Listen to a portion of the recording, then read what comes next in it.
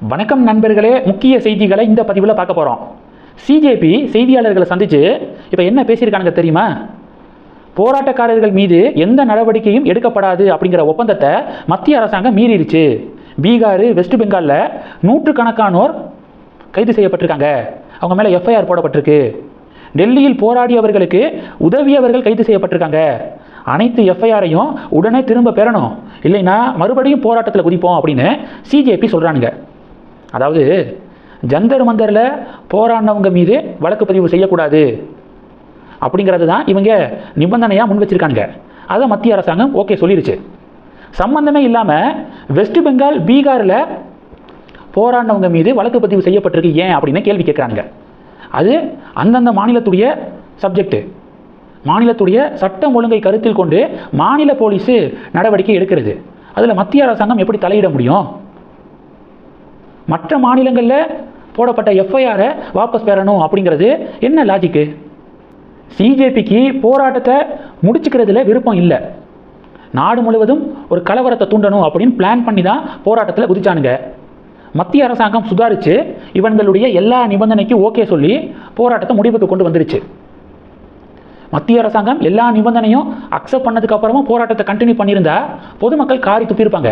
அதில் பயந்துக்கிட்டு வேறு வழி இல்லாமல் போராட்டத்தை முடிச்சுக்கிறோம் அப்படின்னு அறிவிச்சானுங்க. இப்போது காரணம் தேடுறானுங்க. மறுபடியும் எப்படி போராட்ட காலத்தில் போய் உட்காரலாம் அப்படின்னு, நாடை எப்படி பதட்டமடைய வைக்கிறது, எப்படி நாட்டுக்குள்ளே குழப்பத்தை ஏற்படுத்துறது அப்படின்னு மறுபடியும் யோசிக்க ஆரம்பிச்சிட்டானுங்க. ரெண்டாவது என்ன பார்க்க போகிறோன்னா, யூடியூபர் இர்ஃபான் இருக்கார்ல, அவர் கடந்த டிஎம்கே ஆட்சியில் தன்னுடைய குழந்தை கருவில் இருக்கும்போது அதனுடைய பாலினத்தை வீடியோவாக சோசியல் மீடியாவில் ஷேர் பண்ணார். அது தண்டனைக்குரிய குற்றம். ஆனால் இவர் கைது செய்யப்படலை.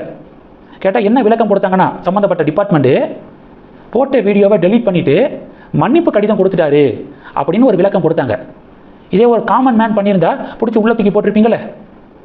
அவர் சோசியல் மீடியா இன்ஃப்ளூயன்சர், அதுவும் டிஎம்கேவுக்கு ரொம்ப க்ளோஸு அப்படிங்கிறதுனால பாரபட்சமாக ஏன் நடவடிக்கை எடுத்தீங்க, ஏன் பாரபட்சம் காட்டினீங்க அப்படின்னு பொதுமக்கள் அப்போவே கேள்வி கேட்டாங்க. இப்போது ஆட்சி மாறிடுச்சா? டிவிகே கவர்மெண்ட் என்ன முடிவெடுத்திருக்காங்க? மறுபடியும் இந்த விவகாரத்தை விசாரிக்க முடிவெடுத்திருக்காங்க. மருத்துவம் மற்றும் ஊரக நலப்பணிகள் இயக்குநரகம் இர்ஃபானை கூப்பிட்டு விசாரிக்க முடிவெடுத்திருக்காங்களாம். இது ரெண்டு. நாட்டில் கொஸ்டின் பேப்பர் லீக்கை எப்படி தடுக்கிறது அப்படிங்கிறத பற்றி பிரதமர் பேசி வராரு. வியூஸ் எல்லாம் மில்லியன் கணக்கில். இன்ஸ்டாகிராமில் எல்லாம் 350 மில்லியனுக்கு மேலே ஒரு வீடியோ வியூஸு. லைக்ஸ் பார்த்தீங்கன்னா 20 மில்லியனை டச் பண்ணியிருக்கு. அந்த அளவுக்கு சப்போர்ட்டு எல்லா பிளாட்ஃபார்ம்லையும், இன்ஸ்டாகிராமு, ஃபேஸ்புக்கு, யூடியூப் எல்லாத்துலேயும். இதில் ஃபேஸ்புக் என்ன பண்ணியிருக்காங்க, பிரதமர் மோடி போட்ட ஒரு வீடியோவை டெலீட் பண்ணியிருக்காங்க. மத்திய அரசாங்கம் டென்ஷன் ஆயிடுச்சு. எதுக்காக மோடியுடைய அந்த முக்கியமான வீடியோ டெலீட் செய்யப்பட்டுச்சு அப்படின்னு கூப்பிட்டு விசாரிக்க இருக்காங்க. முன்னாடியே சரண்டர் ஆகியிருக்காங்க மெட்டா. டெக்னிக்கல் இஷ்யூ, அதனால தான் மோடிஜியுடைய வீடியோ டெலீட் ஆகிருக்கு.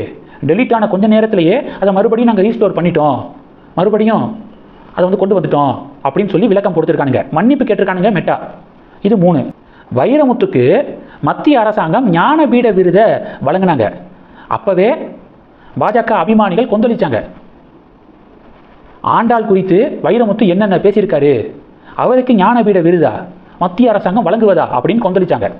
இப்போது ஞானபீட விருது வாங்கின வைரமுத்துக்கு மத்திய உள்துறை அமைச்சர் அமித்ஷா வாழ்த்து சொல்லி கடிதம் எழுதியிருக்காரு.